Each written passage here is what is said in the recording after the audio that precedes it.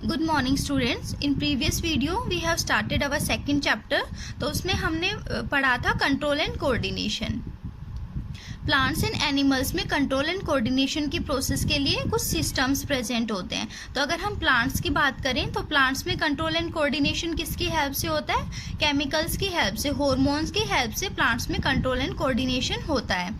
अगर हम एनिमल्स की बात करें तो एनिमल्स में दो सिस्टम प्रेजेंट होते हैं, nervous system and endocrine system. जो नर्वस सिस्टम होता है वो किससे बनता है? वो उसमें नर्व टिश्यू प्रेजेंट होते हैं और नर्व उसमें बहुत सारी नर्व सेल्स होती हैं। अगर हम एंडोक्राइन सिस्टम की बात करें तो एंडोक्राइन सिस्टम में एंडोक्राइन ग्लैंड्स प्रेजेंट होती हैं। ये ग्लैंड्स हार्मोन्स सिक्रीट करती हैं और वो कंट्रोल एंड कोऑर्डिनेशन में हेल्प करते हैं। तो हमने नर्वस सिस्टम में नर्व सेल्स की बात की थी, नर्व सेल की स्ट्रक्चर के बारे में देखा था। तो क्या होता है, नर्व सेल में सेल बॉडी प्रेजेंट होती है। जो सबसे बड़ा पार्ट होता है सेल बॉडी, उसको हम क्या बोलते हैं? उसको साइटोन या सोमा भी कहा जाता है। तो इस सेल बॉडी से जो है बहुत सारी फाइन ब्रांचेज अराइज होती हैं, जिसको हम क्या बोलते हैं? डेंड्राइट्स।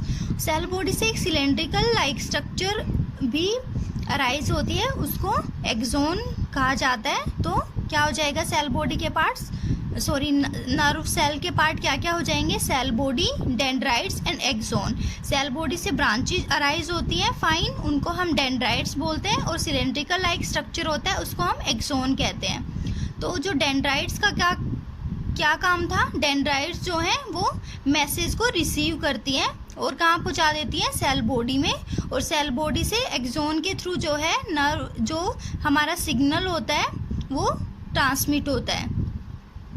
तो स्टूडेंट्स, अगर हम सिग्नल की बात करें तो हमने क्या पढ़ा था कि जो नर्व सेल्स में जो सिग्नल ट्रांसमिट होता है वो कौन सा होता है? इलेक्ट्रिकल सिग्नल होता है। उसको हम क्या बोलते हैं? उसको हम नर्व इम्पल्स भी बोलते हैं। नर्व इम्पल्स क्या होता है? नर्व इम्पल्स वो इलेक्ट्रिकल सिग्नल होता है जो ट्रांसमिट करता है थ्रू द नर्व सेल्स।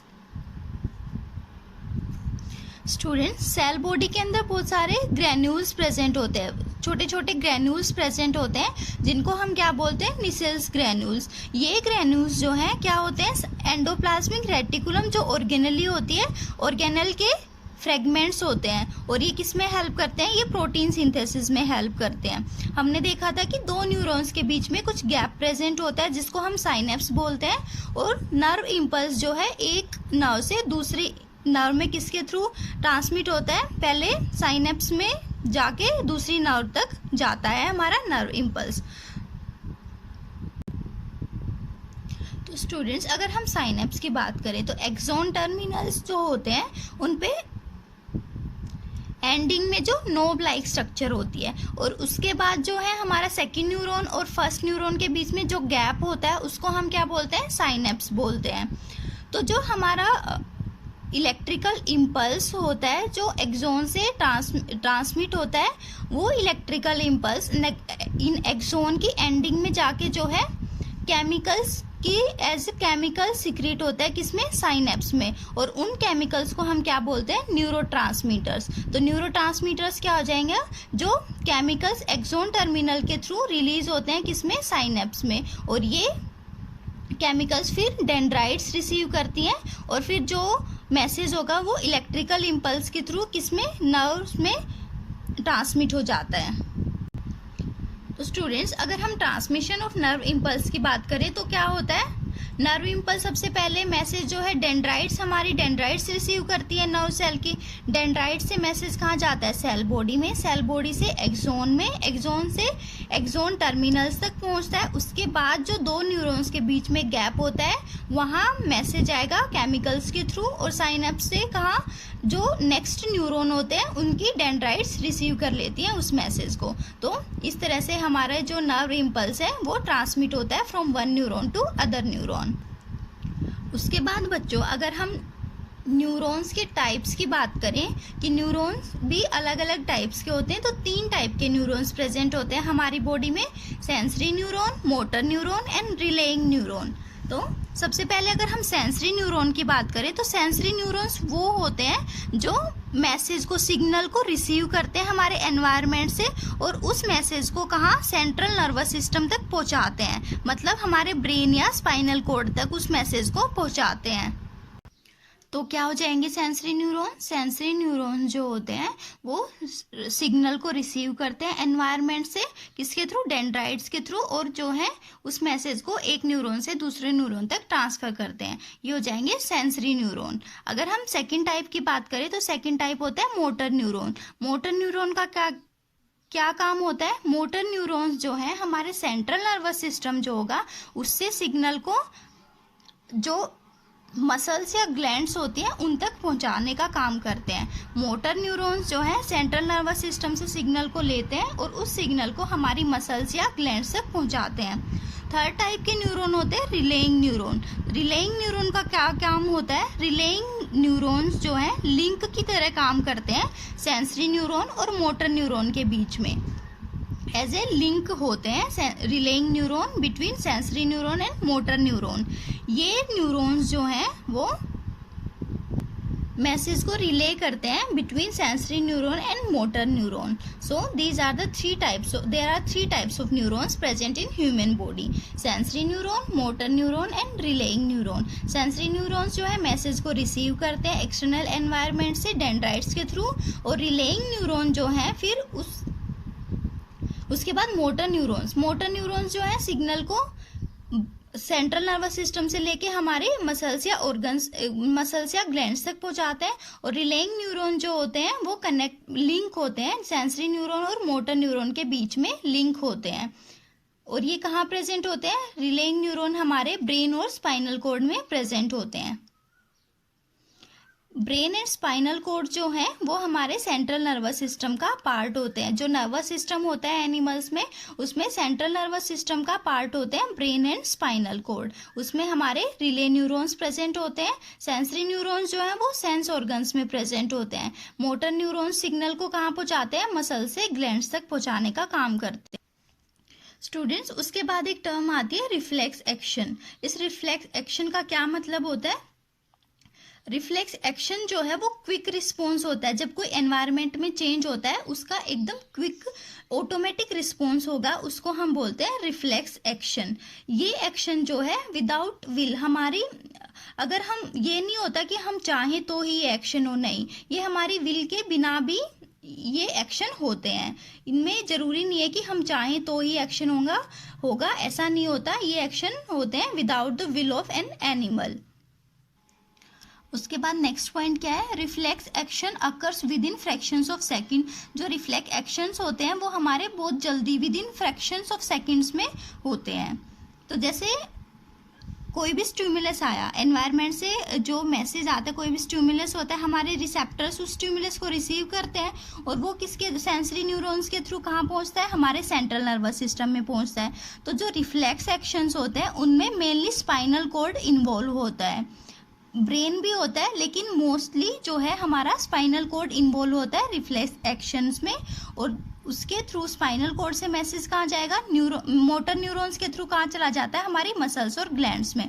इसको हम एक एग्जांपल से समझ लेते हैं। जैसे हम किसी भी गर्म चीज़ को हाथ लगाते हैं तो एकदम से अपना हाथ पीछे हटाते हैं, तो इसमें हम इतना सोचते नहीं है, एकदम फटाक से अपना हाथ हटा लेते हैं। तो उसमें क्या करते हैं हम? रिफ्लेक्स एक्शन होता है, मतलब एकदम से एक्शन होता है। जब हम स्टिमुलस आता है उस स्टिमुलस से रिसेप्टर्स रिसीव करेंगे स्टिमुलस को और उस मैसेज को कहाँ पहुँचा देंगे? स्पाइनल कॉर्ड तक पहुँचा देते हैं। स्पाइनल कॉर्ड फिर मोटर न्यूरॉन्स के थ्रू हमारे मसल्स को मैसेज देती है और हमारा हाथ एकदम से पीछे हट जाता है। इस तरह से रिफ्लेक्स एक्शन जो है वो बहुत क्विकली होते हैं।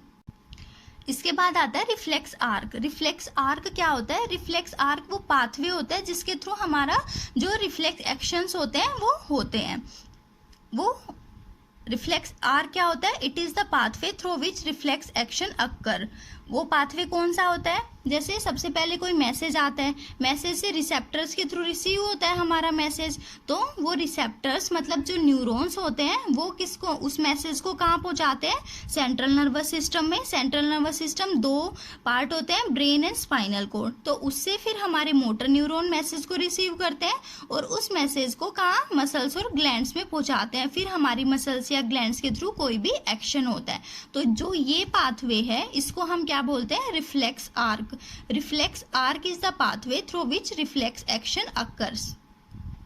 तो सबसे पहले क्या होता है, मैसेज जो है वो रिसेप्टर्स रिसीव करते हैं और सेंसरी न्यूरॉन के थ्रू हमारा मैसेज कहाँ जाता है, सेंट्रल नर्वस सिस्टम में।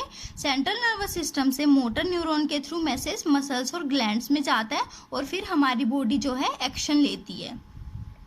अगर हम टाइप्स ऑफ रिफ्लेक्सेस की बात करें या रिफ्लेक्स एक्शंस की बात करें तो दो टाइप के होते हैं, central reflex and spinal reflex.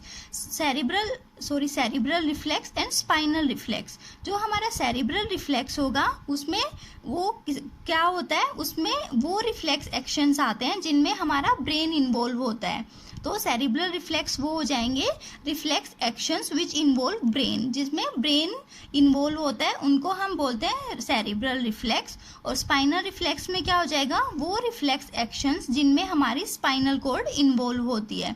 जो मेजोरिटी होती है रिफ्लेक्स एक्शन की वो स्पाइनल रिफ्लेक्सेस होते हैं and they are not processed by brain, जिसमें हमारी स्पाइनल कॉर्ड इन्वॉल्व होती है उसमें मोस्टली ब्रेन के द्वारा वो एक्शंस प्रोसेस नहीं होते। तो दो टाइप के रिफ्लेक्स प्रेजेंट होते हैं, cerebral reflex and spinal reflex. Cerebral reflex में क्या होता है, वो रिफ्लेक्स एक्शंस जिनमें हमारा ब्रेन इन्वॉल्व होता है और स्पाइनल रिफ्लेक्स में जो है हमारी स्पाइनल कॉर्ड इन्वॉल्व होती है। जो मेजॉरिटी होती है रिफ्लेक्स एक्शंस की उनमें हमारा स्पाइनल कॉर्ड इन्वॉल्व होता है।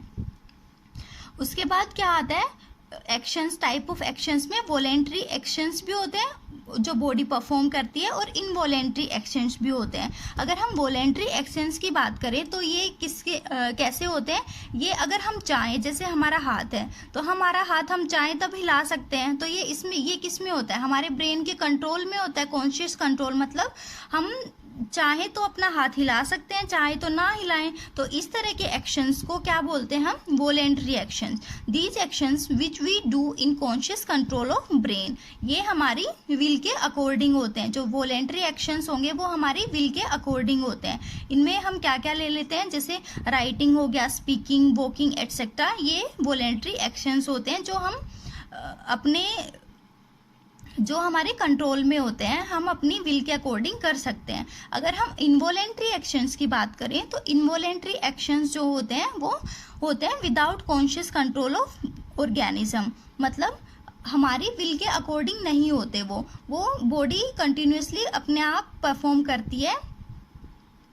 जैसे कि अगर हम एग्जाम्पल लें तो बीटिंग ऑफ हार्ट, तो हार्ट जो है हमारा अपने आप बीट करता रहता है। ये तो ऐसा तो होता नहीं है कि अगर हम चाहें तो ही हार्ट बीट करता है, ऐसा नहीं होता। तो उस एक्शन को हम क्या बोलते हैं, इनवॉलेंट्री एक्शन, जो विदाउट विल ऑफ ऑर्गेनिजम्स होते हैं। और ये एक्शंस जो होते हैं इनमें ऑर्गेनिजम्स का कंट्रोल नहीं होता। So these are the different types of actions.